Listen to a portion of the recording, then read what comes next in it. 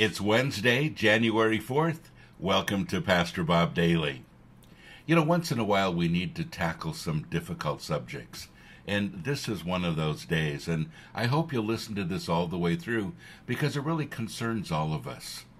My friend Danny from Facebook says, "Can you do one on grief and losing a loved one?" That would be great. And I understand, Danny, that you've just lost one of your parents. And I can't even imagine what that would be like. I'm definitely not looking forward to that day. And both of my parents are in great health, and I don't have to look forward to that day for many, many, many years to come. But when I do, I know it's going to be difficult. And Danny, I really do sympathize with you. You know, there's a scripture in Psalm 31 that talks about this very thing. Psalm 31:9, he says, "Have mercy and be gracious unto me, O Lord, for I am in trouble with grief. My eye is weakened, also my inner self and my body." In other words, I feel weak inside and outside. I've lost my strength, and my eye is weak, and I can't see straight anymore. And he's talking about the extreme grief that he's going through. Well, that's a horrible situation. And it's really difficult to go through that kind of grief. And I would love to give you some pointers today to help to make it really easy for you. But I can't.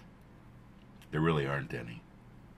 The only way to get through grief is to simply go through it. Psalm 30, verse 5 says, "Weeping may endure for the night, but joy comes in the morning." Now, that isn't talking about a literal night and a literal morning. It means that you're going to have to go through a period of grief, and the joy will come at some point later on. It may be weeks, it may be a few years. Some people endure grief for a long time. Now, it's not healthy to endure for a long time, and if you've been in a state of grief for a very long time, you need to begin to live again. You need to let the past go and live again. But let me tell you what one of the most difficult things about grief is. Honestly, it's the people around you. It's those people that try to cheer you up. Now, there's a lot of different kinds of grief. One is when you actually lose a relationship.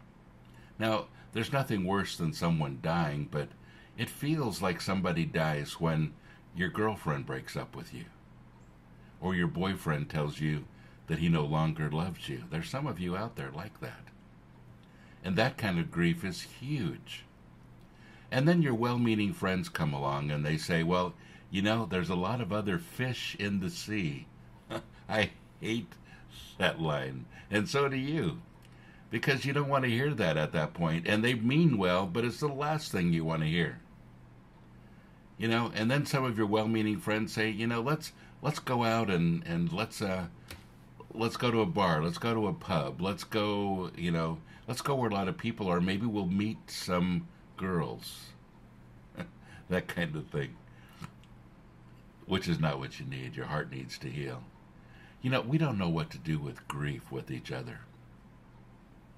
The one thing that everyone needs in a time of grief is simply to have close friends and family present.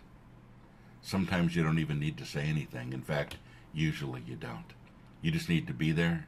You just need to listen. You just need to go through it with the person who's grieving. Now, that's the best gift you can give anyone. You know, we always feel like we have to give answers, and Christians are notorious for this. You know, we feel like we have to give somebody counsel every time they're going through something that's difficult. You know, many times I know all the answers. I just need somebody to be there with me. So do you.